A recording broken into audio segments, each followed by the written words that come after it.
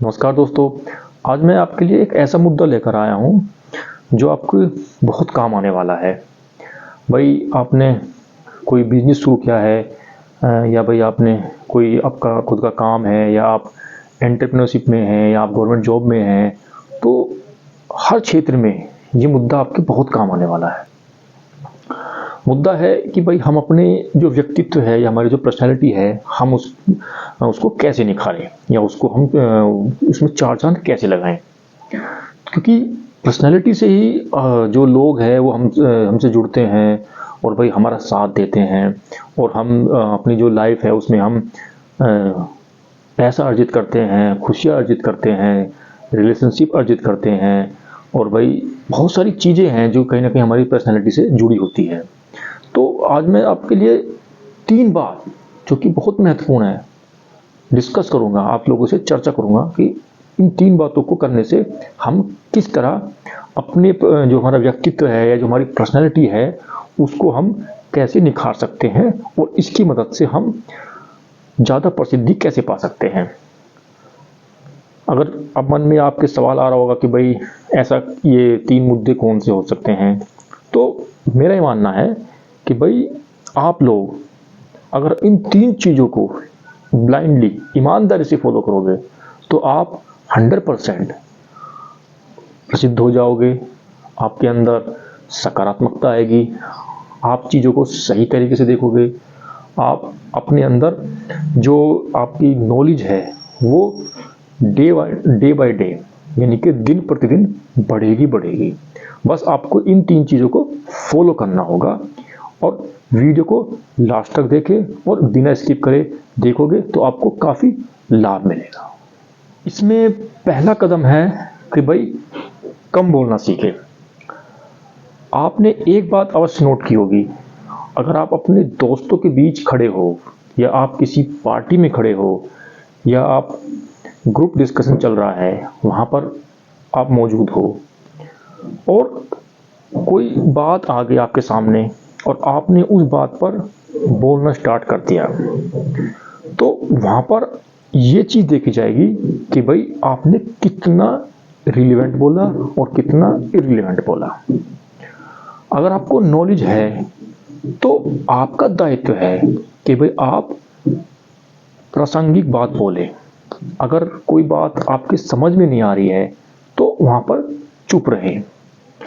चुप रहने का मतलब होता है कि अगर आपको नॉलेज नहीं है तो उस ग्रुप में कुछ बंदे आपसे ज़्यादा नॉलेजेबल होंगे, जिनको आपसे ज़्यादा नॉलेज होंगी, और जब ऐसे बंदे आपके सामने पॉइंट वाइज बोलेंगे या किसी बात पर अपनी राय रखेंगे तो उन बातों को आप अपने अंदर समाहित कर सकते हैं, एज्यूम कर सकते हैं या उन चीज़ों को रिसीव कर सकते हैं।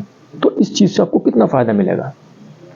अगर आपने बड़बड़ बोलना स्टार्ट कर दिया और लोगों के बीच जो एक विचार है आपके लिए कि भाई ये बंदा बड़ा समझदार है और आपने बिना किसी बात के बोलना स्टार्ट कर दिया और अप्रासंगिक बात की, तो आप हंसी के पात्र बन जाओगे। आपकी जो पर्सनैलिटी है वो डाउन हो जाएगी। और अगर आप कम बोलोगे और दूसरों की बात सुनोगे तो इससे आप जो सेंटर ऑफ अट्रैक्शन है, जो चीज़ें हैं वो आपके हिसाब से होगी और आपको फ़ायदा मिलेगा। तो मेरा ये मानना है कि कम बोलने से आपकी ख्याति बढ़ेगी और आपको फ़ायदा मिलेगा। दूसरा जो गुण आपको अपने अंदर समाहित करना है वो है दूसरों को बोलने का मौका अवश्य दें। देखिए, आप अपने दोस्तों के साथ खड़े हो और आपने दूसरे की बात को वजन दिया, उसकी बात को सुना, तो इससे आपको कितना फ़ायदा मिलेगा। आप किसी बात को लेकर पसोपेश में हैं, आपको दोस्त को आपकी दिक्कत पता चल गई और उसने अपनी राय रख दी, तो कई बार वो दोस्त आपके हिसाब से बोलेगा, आपको राय दे सकता है और उसने आपको राय दी और चीज़ें क्लिक कर गई, तो कितना फ़ायदा हुआ। हमें दूसरे बंदे की बात को ध्यान से सुनना होगा। अगर कई बार हम बार बार प्रयास कर रहे हैं, हर चीज़ें हमारे हिसाब से नहीं हो रही और हमने रैंडमली किसी बंदे से पूछ लिया या उसको बताया कि भाई ये चीज़ें मेरे साथ हो रही है, और उस बंदे की आपने बात ध्यान से सुनी, तो उसमें से 10 से 20% चीज़ें आपके हिसाब से होगी और आप एकदम से क्लिक कर जाओगे, आप खड़े हो जाओगे। लेकिन होता क्या है, हम कहाँ मिस्टेक करते हैं, हम अपने आप को ज्ञानी मानते हैं कि भाई मेरे अंदर सबसे ज़्यादा ज्ञान है। गलती नहीं करनी। अगर आप ज्ञानी मानोगे तो आप इस चीज़ को ध्यान रखना, ज्ञानी नहीं मानना, एक लर्नर के तौर पर काम करना कि हाँ भाई मैं सीख रहा हूँ। दूसरे बंदे को अगर आप मौका दोगे तो आपको फ़ायदा मिलेगा, उसका ज्ञान आपके अंदर आ जाएगा, वो अपना एक्सपीरियंस आपसे शेयर करेगा, आप खुद गलती करने से बचोगे, उसके अनुभव से आप हमेशा सीखोगे, वो बंदा आपको सिखाएगा ही। और कई बार होता क्या है, सिचुएशन क्रिटिकल हो जाती है और हमने दूसरे बंदे को मौका दिया, तो आप बिना उस सिचुएशन में स्टक हुए बाहर आ सकते हो। तो ये चीज़ें आपको अपने अंदर लेनी होगी कि दूसरे बंदे को बोलने का मौका अवश्य देना है, आपको बहुत फ़ायदा मिलेगा। और इसमें जो तीसरा पॉइंट है वो है कि हर महीने एक किताब जरूर पढ़ें।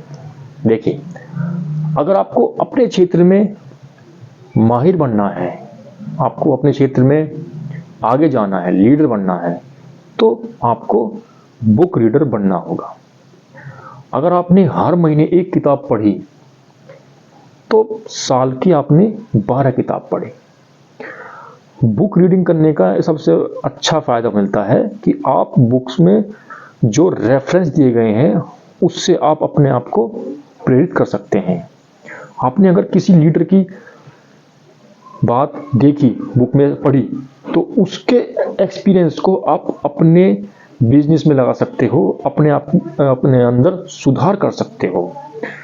उस बुक में ऐसी ऐसी चीज़ें दे रखी है, अगर आप नेगेटिव हो और आपने उन चीज़ों को पढ़ा तो आप खुद देखोगे कि आप खड़े हो जाओगे। कई बार नेगेटिविटी का जो चक्र है, जिसको विशेष सर्कल बोलते हैं, आप उसमें फंस कर रह जाते हो। लेकिन अगर आप बुक रीडर हो तो इस बात की गारंटी है कि आप उस नेगेटिविटी के विशेष चक्र में नहीं फंसोगे, क्योंकि आप रेगुलर कुछ ना कुछ उन बुक्स को पढ़कर सीख रहे हो, उन बातों को अपने अंदर एडॉप्ट कर रहे हो, उन बातों को अपने अंदर रिसीव कर रहे हो। तो कितना फ़ायदा है।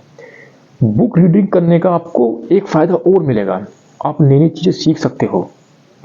आपके अंदर जो डेवलपमेंट है, जो व्यक्तित्व का विकास है, वो लगातार होगा। और बुक रीडिंग करने से लेकर 1 साल तक, यानी कि आपने लगातार 1 साल बुक रीडिंग की, तो आप अपने जो आपके अंदर ज्ञान है उसके 1 साल बाद और 1 साल पहले का अंदर देखना, ज़बरदस्त परिवर्तन आएगा, ज़बरदस्त परिवर्तन आएगा।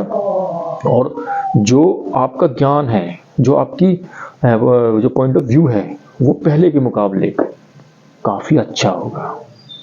तो बुक रीडिंग करने का सबसे जो आपको फ़ायदा उठाना है, सबसे ज़्यादा फ़ायदा मिलेगा, वो आपको लीडर बनाने में हमेशा काम आएगा। इसलिए बुक रीडिंग की हैबिट हमेशा जनरेट करनी है और इस चीज़ को फॉलो करना है। तो मेरा ये मानना है कि हर महीने एक बुक जरूर पढ़े और 2 से 3 साल अगर आपने कंटिन्यू पढ़ ली तो आपके अंदर 36 किताबों के गुण आ गए, यानी कि आपको आगे बढ़ने से कोई नहीं रोक सकता। इसलिए इस हैबिट को जरूर एडॉप्ट करें।